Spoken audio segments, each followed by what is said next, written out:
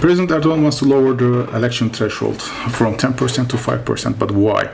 If you look at the coalition, the governing coalition, popularity has been dropping dramatically since the COVID-19 emerges in March 2020. As all in governments elsewhere, the COVID-19 has a negative effects on the popularity of the acting governments. But whenever this economic disruption is merged with the undemocratic applications and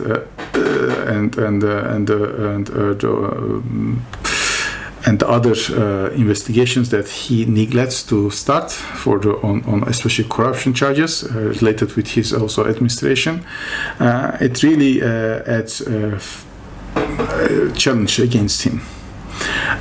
President Erdogan knows that if he's not going to be re-elected, there will be a forensic investigation about his administration concerning the corruption charges in state tenders, investigation about the details of the coups in 2016, which AKP rejected such investigation within parliament, involvement of private companies in state affairs and others. Therefore, Erdogan has to take all measures to ensure that he will be re-elected. Now, starting with 1980s military coup, we have in Turkey 10% election threshold. It's the highest in the world at this moment, and if he will drop it from 10 to 5, he will go to Europe and the US says, I'm taking some steps against these kind of democratic things, and then he will ask the cash taps to be open. On the hand side, it looks like good. It will also create a lot of problems to Parliament and all the state affairs too.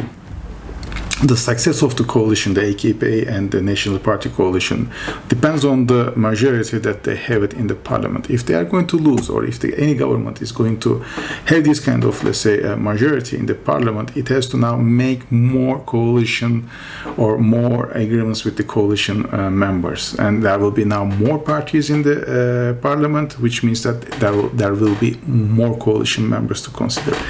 If the opposition is going to win in Turkey, which is going to be CHP, Social Party, İYİ Party, and then it will be HDP, and there will be two minor parties which will be outside. From the outside, they have to somehow support this coalition, but at least three parties. And each these three parties have different ideas about the economy, different ideas about the foreign policy, different ideas about the domestic affairs, how they are going to merge and create a coalition against or successfully, let's say, work as a governing party. It will be really hard. Like the problem in Israel, I am expecting the same in Turkey then. Therefore, this kind of decreasing 10% to 5% is a good thing in terms of democracy, but it's going to add a lot of problems in Turkey. And it will continue like at least 5 to 10 years. Because Turkey, in my own idea or in our own ideas, has to be ruled with a coalition of 1 to 2, extra. One at most, with if possible, that will go with the majority of the members in Turkey. But having said that, even the governing party can do this kind of, I will say, wrong things. The opposition party is also doing wrong things. Remember, in 2014, JHP had a candidate from the right wing. Then he has been elected as a parliament member from the AKP National Party coalition. Imagine, in 2014 he was your candidate as a president. In 2016 he was elected as a parliament member from the governing party, which is represented by Erdogan. JHP has this kind of idiot, I would say, approaches. In 2018 he has the JHP has a candidate for the presidency, but it has not been backed by the party itself. Therefore, we have to, and these kind of things show that in Turkey, the real problem is the political elites. The political elites, I believe, is not competent, or very much, there is less in numbers competent people who can really govern the government or the state affairs. In Turkey, the real problem is that the political elites, the less numbers in political elites who are competent to rule the government. or rule the state affairs. We don't have this kind of people in the political parties. Therefore, we have really bad economic policies, bad foreign policies, and bad, other development programs policies.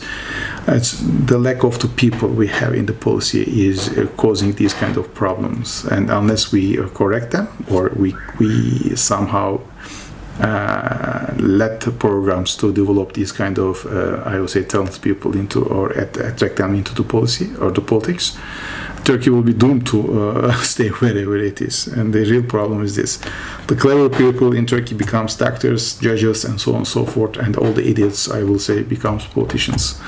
That's the main problem in Turkey. So if you like this video, please press on it and share this video with your friends. Have a nice day. Bye.